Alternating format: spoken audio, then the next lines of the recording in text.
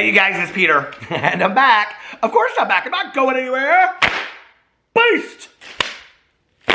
Peekaboo, I see you, because I'm YouTube famous now. Available. Whenever I sing that part of my intro, I always feel like I am the one opening the Academy Awards or something like that, you know? Anyway. The album, Dad AF. Available in 2029. Rock on! Beast! Gold Dust Woman! Ow! Ow! I work hard for you guys and I hurt myself. Damn it, I need workers' comp. Anyway.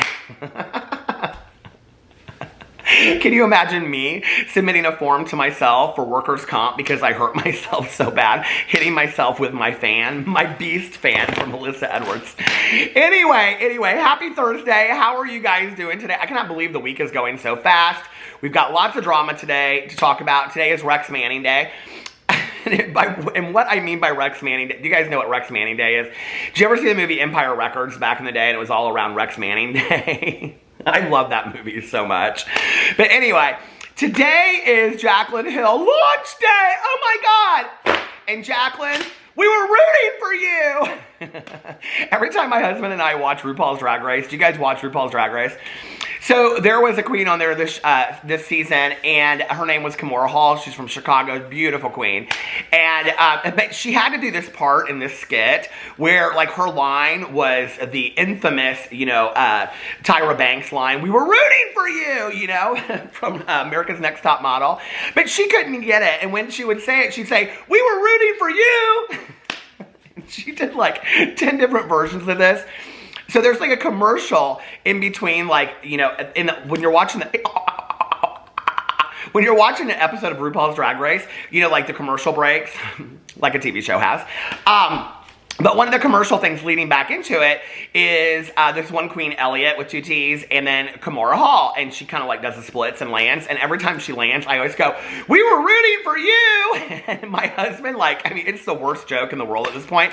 My husband, literally busts out laughing every time. He's like, "You're so stupid," and I look at him and I go, because he sits there and I say, "Here, get it? See, okay." And I look at him and I go, "We were rooting for you!" And he just starts laughing again. So anyway, I digress. Today is Jaclyn Hill launch day. Happy launch day, Jaclyn Hill. You sold out again, okay? You know what? Let me just tell you something. I think it's very, very interesting, because excuses that people will make for one person, they won't use for another person and back and forth, And one of the things I've always said is I would like to know how many components of this stuff people are buying to put out there on the internet. Like Jeffree Star hasn't sold out recently. And we actually, I did a video and I read the Reddit thread where people were talking about there was a way that you could actually go in, knowing kind of like how the algorithm of Shopify works, to put so many orders in of like 100,000, I think, and then it would tell you how many items were left. So you could actually see how much product was still on Jeffree Star's website. Did you see that website, or did you see that video that I did of that, where I showed all of that? It was very, very interesting. I didn't come up with it. Somebody else came up with it on the Reddit thread. But that was super, super interesting, right? So what it makes me wonder is, when Jaclyn Hill sells out of the mystery boxes, I've said this before and I'm saying it again, is it because you had 5,000 boxes? Is it because you had 10,000 boxes? Is it because you had 500 boxes? Now she put up a tweet today, okay? And she said, all lip liners sold out in 5 minutes. What? With this little, emoji face. Okay, so all your lip liners sold out in 5 minutes. Now, there were a lot of people on the website, which we're going to talk about in a second, right? But I was actually talking to a friend of mine today because she wanted to, get the whole thing. And I said, did Jaclyn not sell it as a bundle this time? And she was like, no. And people were really upset because people wanted the whole set. They wanted the whole thing, right? So I'm sitting there and I'm thinking about it, and I talked to her and I said, you know what's really interesting is, I said, and it's not just me, I've noticed this on other drama commentary videos too that cover beauty influencers, that when we do videos about Jaclyn Hill, they don't get very many views. Jaclyn Hill is just not a hot commodity in the beauty influencer community anymore. I think what happened was, people had invested in Jaclyn and her stories for a long time. I think after the lipsticks, people were very, very unforgiving. And then I think that on top of that, the speculative lying that came along with that and how she handled the whole situation, I think people were kind of done. And I think, and you know, you have to talk about the fact that this is like over the course of 2 or 3 years. So when people were watching her, the people that had watched her for 5 or 10 years, you know, some of them now don't even watch beauty influencer videos. Some of them have moved on. Jaclyn's not somebody that's pulling, you know, 18-year-old audience, brand new. I mean, I'm sure she does, some people, but not the way that like James Charles is. You know what I mean? That he's getting like a lot of like, you know, a younger audience. So anyway, but you know, like, I mean, I think Jaclyn's, the majority of her audience, I would say, would probably be mid to late 20s. I would have to guess that, I mean, probably similar to, you know, Jaclyn's age. So, you know, what's interesting to me is that she's just like, I don't see a lot of views on her videos when she actually posts her videos, you know, on when people cover her or whatever. So how is she selling out so quick? I'm not buying it. I'm just not. And I want a successful launch for Jaclyn. I've said this a lot. I really like Jaclyn. She seems like a very sweet girl. But like at the same time, I don't really like this smoke and mirrors kind of stuff. You know, I would rather have an influencer come out and say, hey, listen, my stuff is going into Ulta in May. We're doing kind of like a pre-sale thing on the website and so we only ordered a certain amount of product because we want you guys to get excited about going into your local Ulta and be able to buy it, right? Because this is the deal. The more people buy at Ulta, the more Jaclyn to be able to continue to work with Ulta down the road, right? Like they're going to keep a contract with her. And I have to believe that's what it is. This isn't just a thing like, oh my God, she had so much product and she sold out. No. This is all about Ulta to me, okay? This is all about the business contracts and the things that go on behind it. So when you're sitting there and you're looking at this and you're like, so this is smoke and mirrors yet again. The mystery boxes, well, there probably wasn't a lot or whatever that was. Well, hold on a second. Where's my Christmas lip gloss from Jaclyn Hill? I mean, I just look at this component. Like, I've heard so many people say they think it was a Christmas thing. I'm really kind of wondering now if it was. And I also kind of wonder if maybe the Ulta thing was supposed to happen at Christmas time. And this was supposed to be the Ulta first release. All those products that came out in the mystery boxes at Christmas. I almost kind of wonder if there wasn't more to do with that. Like, the Ulta thing was supposed to happen before. And then because it is interesting to me that this is when they decide to collab with Jaclyn on products. You know what I mean? So anyway, and like I said, when I went into Ulta and I showed it, you know, on my video, there was literally no product there whatsoever. They didn't even get that much product. So, and what was left was like, I mean, literally, you guys, they got, I think, probably less than total 50 units, 100 units of product. 50 to 100 units per store in Ulta of Jaclyn Hill. Either, that means that Jaclyn has to really show them that I have the ability to sell. Well, the way to show that is I sold out that quick, right? Well, if she orders 200,000 units of these lip glosses, these liquid lipsticks and the lip liners, and they don't sell out, Ulta's going to be like, should we not have invested in Jaclyn? So she orders just enough that she knows that she's going to sell out, okay? Nobody in 2021 is selling out in 5 minutes except for Jaclyn Hill, period, okay? And I'm telling you right now, and I really, really do believe this, and I don't care what people say. I think a lot of people are wanting to see what happens with this whole situation with the lipsticks, but then wouldn't it make sense that the lipsticks would sell out quicker than the lip liners? Like, I think a lot of people are buying it because they're going to see if there's something wrong with them, but then that would make it seem like, you know, my friend wanted to buy the whole bundle of all of them. She only got half of it, you know? And so it's like, well, why are some things selling out and not others so quickly, you know? And the other thing is, like, you know, like, I've talked a lot about Jeffree Star not selling out and then he's not relevant as much anymore and things like that, which I truly believe to be true. But at the same time, it's like, I have to believe that, I mean, Jeffree Star has a much bigger following than Jaclyn Hill. And the fact that Jeffree Star can't sell out, okay, of how many small amounts of units that he's buying, I think that when we looked on the Shopify thing with the video, it was like 100,000 units or something like that. If that's the case, like, you know, not total, but, you know, like per site probably, if that's the case, then how many is Jaclyn really ordering? Like, it makes me wonder. And then it's like, okay, here we go again. It's all smoke and mirrors. And Jaclyn has a history of being accused of lying about things. Or, you know, it's like, you tell your mom you're going to the library to study, or you say to your mom, she goes, where are you going? And you go, I'm going to the library. And you go to the library, and then your good Judy picks you up from there, and then you drive around and, you know, smoke cigarettes all night long, clove cigarettes. That's what I did back in the day. Okay, I'm just saying, I think there's a lot of it to that, you know, and I think it's a lot to get people hyped up. about going to Ulta and buying the products and getting people really excited and getting people in the doors. Because if Jaclyn can get people in the doors at Ulta, then Ulta will be like, oh my God. Now, you have to remember, okay, Jaclyn she's not a new student at this. She did this with Morphe, okay? Jaclyn Hill has sold the hell out of Morphe on her website, or not on her website, on her YouTube channel, on her Instagram, you know, Morphe stores, on and on and on. She has sold the hell out of Morphe, okay? So she's already proven that she can do this for a company. It kind of is surprising it's taken so long, actually, with her success at Morphe, to get her into Ulta or Sephora, but she's just now having her new product, so that's probably why. And then I have to also wonder, is that why she's just been starting to release products in the last couple years, is the ability to get into a store?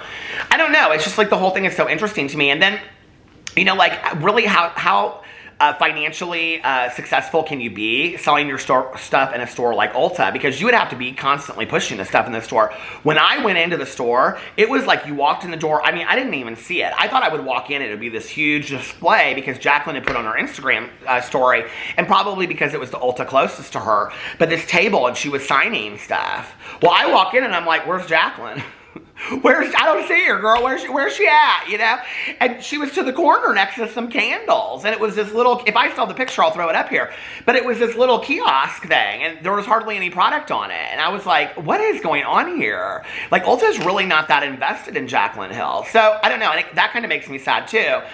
But I just wish, like, they didn't feel like they had to come out and do this whole, like, big story, you know, about, anyway. So there's a lot of people that have things to say underneath this tweet that Jaclyn put up about the lip liners selling out. Someone said, anyone else press the pay now, and it was loading and took the lip liners out of your cart. Someone said, the ones I wanted sold out at 11:03. I had them in my cart and pushed pay with PayPal, and then they were both sold out. I was like, what the hell? They were there in my cart. Someone said, this was my first time buying from your company. I didn't get the liner I wanted, but I got all the hippies. I got all the hippies I wanted. I like a good hippie, too. Come on, people now. Smile on your brother. Everybody get together. Try to love all the lippies and the hippies in the world.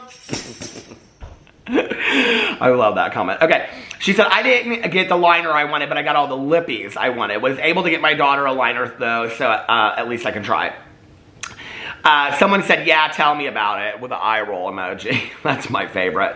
Tell me why my sister got on her phone 4 minutes after lunch and got 3 liquid lipsticks, but yet I was on before launch and in line and sat in line for 25 minutes just for them all to sell out. And when she paid and got it within 2 minutes. 2 of the ones I had in my cart were gone by the time I checked out, but I'm happy with the one I ordered plus 5 lipsticks. Had them in my cart 4 minutes after payment, then sold out. Hope you restock quickly to keep the momentum. We were rooting for you. May in Ultra is a long time. Yep, I had my cart packed by 11:01. You guys, it's every single time. Every single time she has a launch, it's screwed up. And let's not forget, okay, because people want to quickly forget with all these influencers. On the mystery boxes, Jaclyn said she and her team were going to fix the website so this didn't happen again. And the exact same thing happened again. Botched launch, okay? How much product does she have? Is she sitting over there with 5 lip liners? I mean, what is going on? It's such crap to me. Yep, I had my cart packed by 11:01 and I sat for 30 minutes in the queue. We were ready for you. And it never loaded. I tried my fiance's phone at 11:05, added the liquid lipsticks I wanted, but the pencils were out from sight and immediately prompted me to check out. Okay, she said the difference. My cart was direct from IG, thumbs down. She did this emoji. I had 2 in my cart and then I couldn't get them. It broke my heart. I didn't even try. I'm still salty from the last launch. When will this be permanent or limited? When will you restock? I know, I didn't get any, but that's okay. I got every single lipstick. Oh, there's somebody got the lipsticks. I had been on the site before they dropped, and I'm still in checkout on my sister's phone. WTF. Had 2 in my cart and couldn't check out fast enough. Was going to get 2 lipsticks. One half, apparently, the lip liner sold out in 1 minute, LOL, because I added all of them and smashed the checkout button within 60 seconds of them going live. Got put in line, booted out that line, taken back to my cart, saying they were all sold out. Thank goodness I mean, people, you guys are not happy. I guess always trying to snag the PS5 has prepared me for these moments. Thankful I was able to get one liner. Regardless of being upset about how the liner process was, I am still grateful I got the lippies. I mean, these people, you guys, to be honest with you, are very forgiving of Jaclyn. I mean, with other influencers, I don't think people would be like this. I think they would be like, I'm not buying your products ever again. And I really, to be honest with you, I didn't try, and I don't care to try, because I don't care to, like, sit there, like, I'm not ever doing that again with somebody. Okay, like, this whole limited edition kind of deal with lipsticks, first of all, is, like, crazy to me, okay? I don't understand it. I don't understand why you sell out this much, then you order more, and in 3 weeks, it's back up. In 3 weeks, I mean, I don't understand this. I mean, like, it's not like you go to McDonald's and, like, the French fries do so fine that you go through there and, like, you know, I mean, people realize that French fries were good at McDonald's in, what, 1965? It's not like you've gone through there every day since and they go, we don't have them anymore, we sold out in 1965. No, you continue to order French fries so that you have them on your menu. If something is so fine, why do you do this? Well, it's just smoke and mirrors again, to keep this allure up, to get it out. Well, it's going to be an Ulta. You'll have to go into Ulta and get it, especially from Ulta. And then when it's gone from Ulta, she'll put something else out. She'll sell it on her website. It'll go out. It's a marketing scheme. It's a marketing scheme. The battery died! We were rooting for you! Anyway, I can't talk about Jaclyn anymore, okay? But to me, it is just a marketing scheme. It's a marketing scheme all day long. It's just to get people to go into Ulta, and then once she's, like, got everybody into Ulta, buying her products, then she's going to put out a new release, and it's going to be, oh my God, a blending sponge that everybody has to have, you know? Remember that mess with Hot Toddy? Okay, so anyway, let's get into the next thing I wanted to talk about. I saw this and I thought this was really interesting. Just because I like to go over and read the Reddit thread about Shane Dawson. So somebody posted this actually on the H3, their Reddit thread. I didn't even know they had a Reddit thread. Somebody posted this over here. And they said, my personal favorite comment. And underneath, I think it was, I don't know, when was this? Like their most recent podcast, not with Trisha Paytas, but with Ethan Klein and Gila. Somebody commented and said, somewhere Shane Dawson is laying on the floor crying that he can't do a documentary about all of this, okay? Talking about the David Dobrik stuff and all of that. And somebody responded and said he is just happy no one is talking about cats. People go on here, somebody asks, when is Ethan going to interview the cat?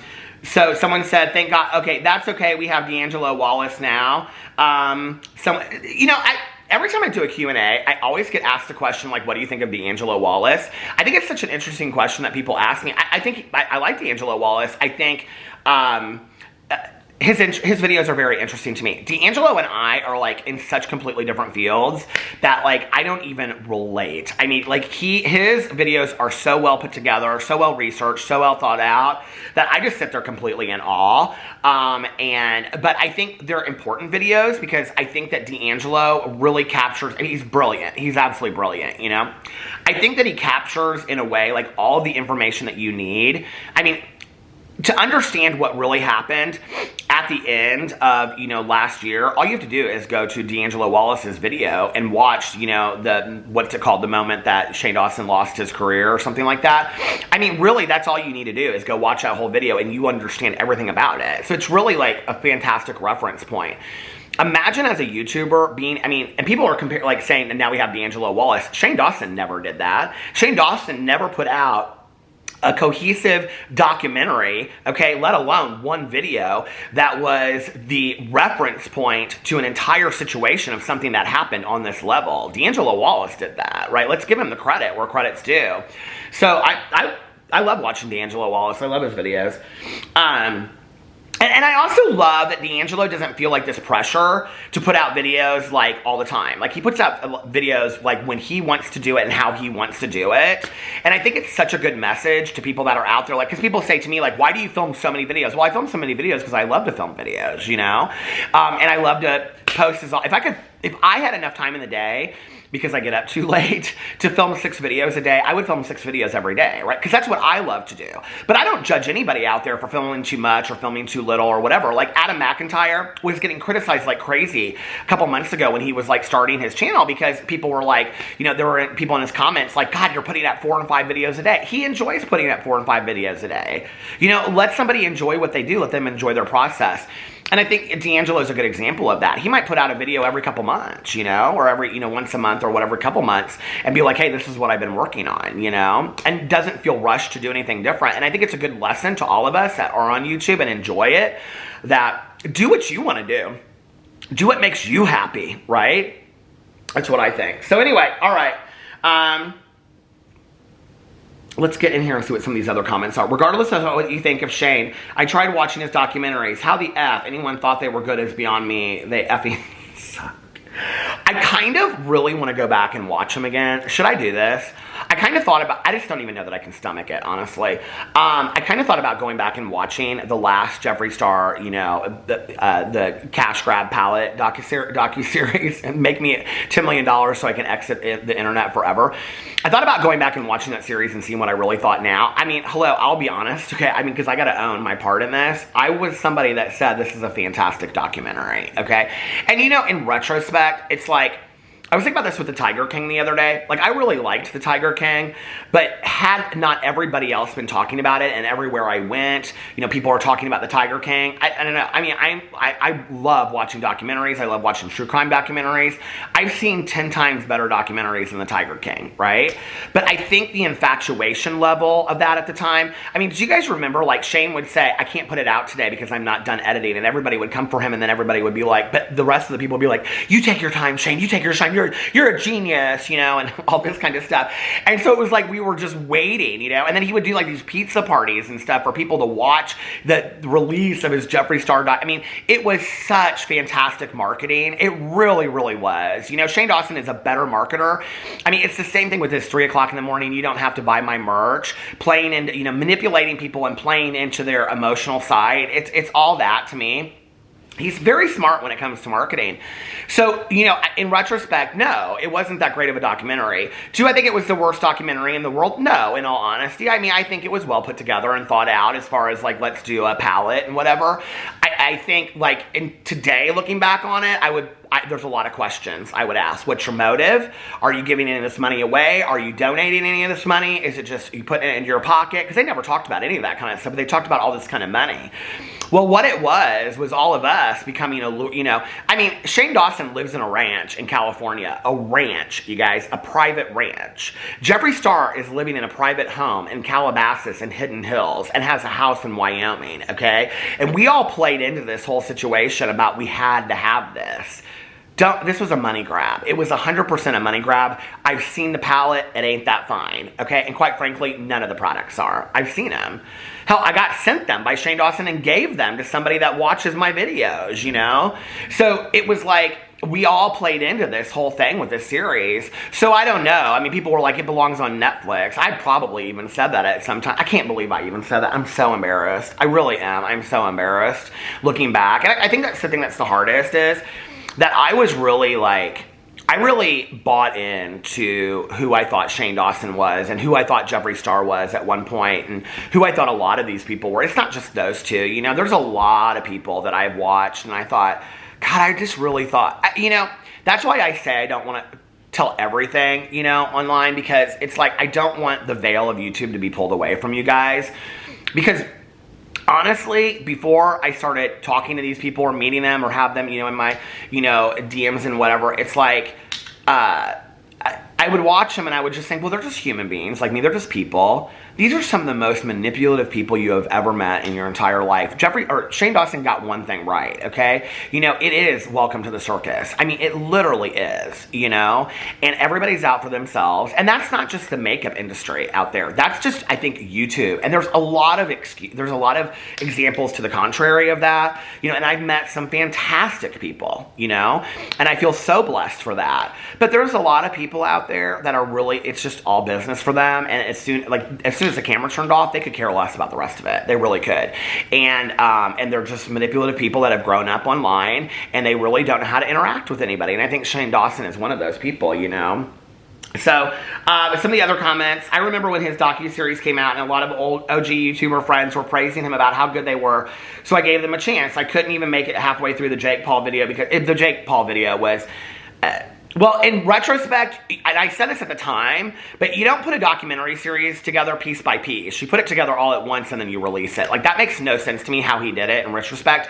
And I really think that the way that Shane did his documentary series was, I'm going to put this out, and then I want to see what the audience liked the most, and then that's what I'm going to do in the next episode. Because if you go back and you watch that Jake Paul series, and I thought that was crap at the time.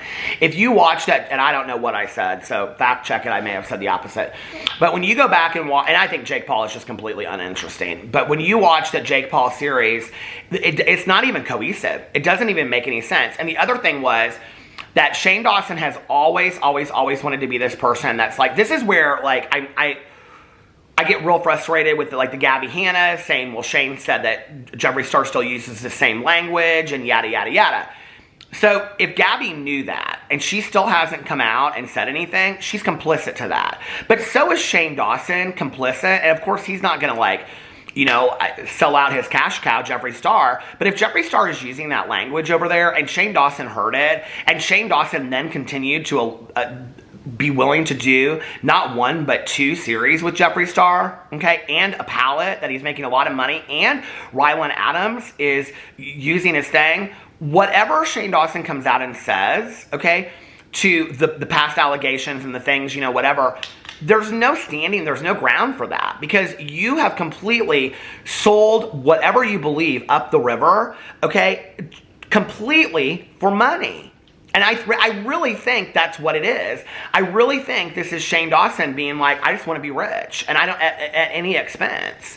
Because otherwise, what he would have done was, dude, all the times in the series where they turn off the camera, they turn off the camera, they turn off the camera, they turn off the camera, they wouldn't have turned off the camera. They would have let it roll, okay? All the times. That's not a true documentarian. And at the time when I would say that, they'd say, well, Shane's creating a new kind of documentary, okay? There are literally, you can go and you can study film studies at NYU, and they will teach you what it is to be a documentarian, okay? It's called the fourth wall. There are so many things to all of this, okay? Where, you're objective to what is going on. You are not part of that. So Shane Dawson invented himself, or reinvented the docuseries. He put himself in the docuseries because Shane Dawson is so egotistic and arrogant that he can't not be in the series. He has to make the series about him, which is why it's The Beautiful Life of Shane Dawson. Okay, whatever. Woo! It's too much. It's too much. What is Shane Dawson rolling around on the floor, crying that he can't go and do a docuseries about this? No, he's not.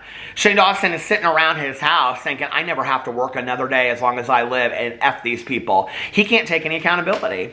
If he had, we would have seen him come out and take accountability. It's just... I'm blown away by all this situation, Then you got poor old little Jaclyn Hill over here, she's just trying to sell some lippies. She's like, I know, I'm just trying to sell some lippies, and they sold out at 11.3, It's like, it pales in comparison, doesn't it? It really, really does. So anyway, let me know what you think about all of that in the comment section below. I love you guys. Peace. And I'll see you tomorrow. Bye.